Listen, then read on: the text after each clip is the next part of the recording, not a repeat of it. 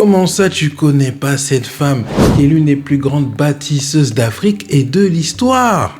Beauté le Wakro, on va parler d'une femme pharaon, on va parler d'Hatchepsout. Tu vas voir qu'elle est très importante, c'est aussi une grande bâtisseuse. Et oui, Hatchepsout est la fille du pharaon Thoutmôsis Ier.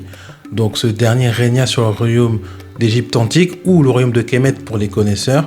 Et à sa mort, le demi-frère d'Hatchepsout, Thoutmôsis II, prend le pouvoir. À la mort de son demi-frère, Hatchepsout devient régente de Kémet, mais elle se laisse pas faire et décide de prendre le pouvoir. Elle devient l'une des rares femmes à avoir le titre de pharaon. C'est un véritable tour de force puisque c'est très rare dans le royaume de Kémet qu'une femme puisse accéder au titre de pharaon.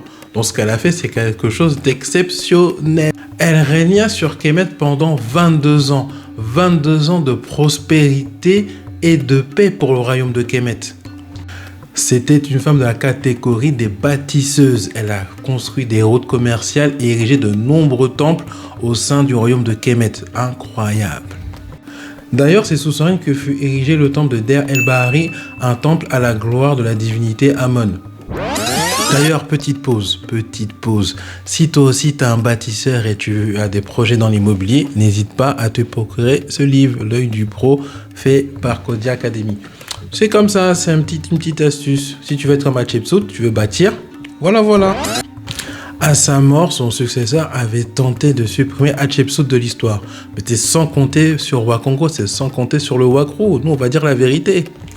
Le Wakro, voici l'histoire d'Hatchepsout, la bâtisseuse. Dis-moi ce que t'en penses et nous on se retrouve pour de nouvelles découvertes. Ciao!